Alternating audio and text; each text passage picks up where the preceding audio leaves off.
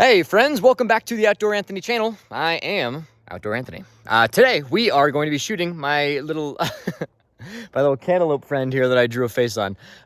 Today's goal is to kind of teach you the dynamic movements of shooting out in the woods or in a variable condition where you're not just in an archery range all the time. I think a lot of folks practice in the archery range constantly, and you know, that's sometimes the only place that you can practice. Getting out into variable conditions like this, you start to realize that maybe you might want to adjust your stance a little bit, or maybe how do you cant your bow a little bit more to the side to account for a more dynamic shot if needed. So today, we're going to go over that, all of it together. Cue the theme song. Bum, bum, bum, bum, bum, bum, bum, bum, bum, bum, Bethany. I don't have a theme song yet. Today, we're going to be shooting this guy here. We're probably going to go back about 20 yards just to start off, just to show you some techniques. So let's go. All right, so let's say you're shooting at an archery range, right? And a lot of folks that you're going to see practicing are going to be very straight up and down. Their bow is going to be completely at a 90-degree angle, as you can see here. Actually, I'm kind of overextending because I'm on a hill here. But, yeah, there we go.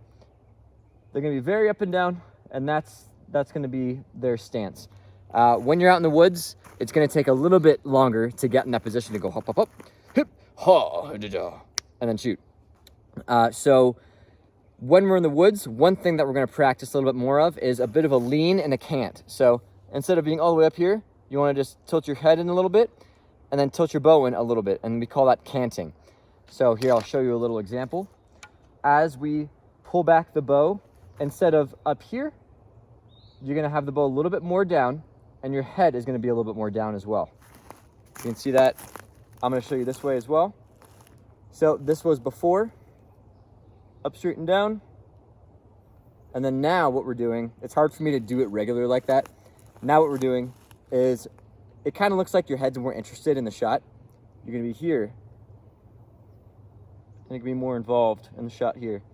Now, this is going to allow you to honestly have a better control of that arrow in a variable environment. And it sounds weird, and there's a lot of instinctual shooters that are shooting this way, and especially traditional archers.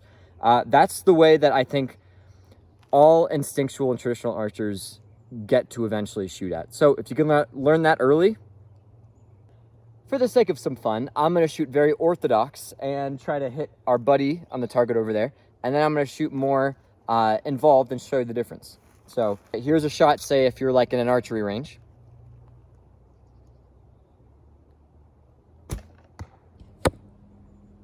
It's fine, right? Let's do it where we're canted and we're a little more involved into the shot.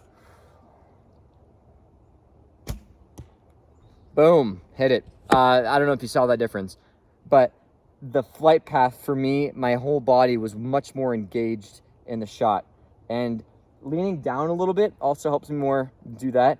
If I'm here and I'm expanding back, there's a little bit less room to expand. If I'm leaning just a little bit, I can use my back muscles a bit more. So, oh yeah. We're gonna talk about it is foot placement, right? Because a lot of times when we're shooting, we're here and we're hop up and we have our feet pretty good shoulders length apart, and they're even, and the tips of your toes are going the same way. And then if you lay an arrow on the ground, it'll be pointing directly to your target. However, if I did that here, I would be standing on a pine cone, and my variability in my foot would not be really optimal for shooting. So what I would encourage you to do is do a little power stance.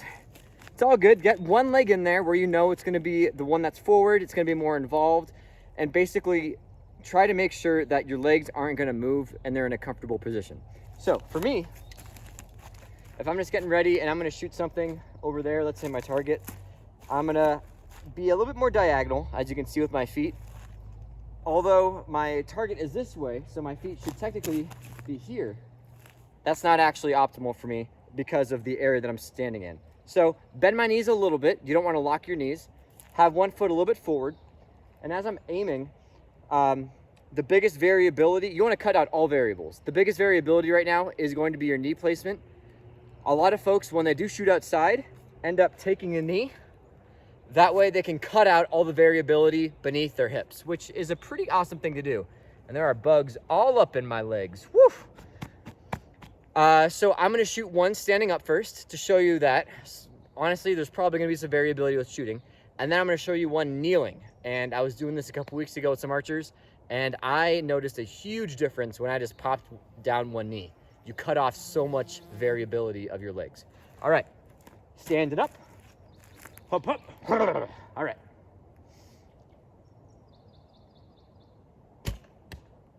That was good. I was a little low on the target. I'm gonna pop one knee.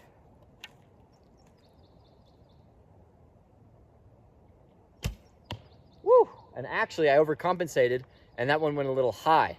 So I'm gonna do one more shot and we're gonna split the difference. Whew! There's a bug in my ear on that one. Oh. Part about shooting outside is dealing with the mosquitoes in your ears while you're shooting and not compromising your shot. I am not very good at that yet.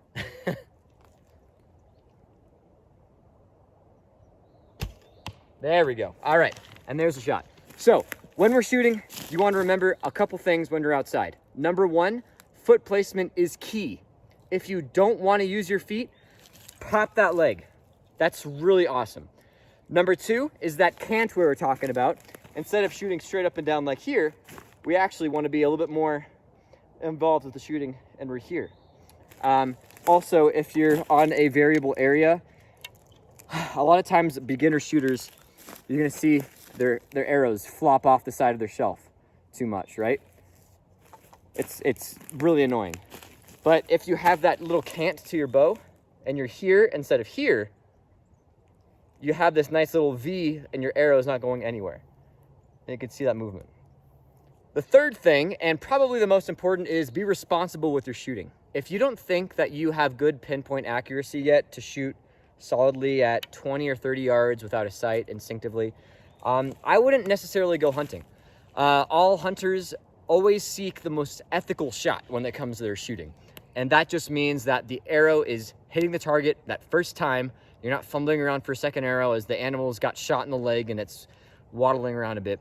You want to make sure that shot is the most ethical shot. And so that's why, honestly, why hunters are some of the best shooters in the world, is because they have to be good at shooting.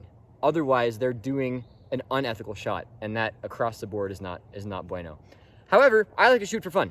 We're shooting cantaloupes today, and I'm having a hoot. So if you have any questions, leave them in the comments below, and let's chat a little bit about some archery stuff, yeah? Hang out on my channel here on YouTube. You can hang out on Instagram or TikTok, and we'll go over some other stuff. But anyways, have a great day. I'm OutdoorAnthony.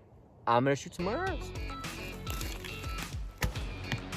Woo, right in the money.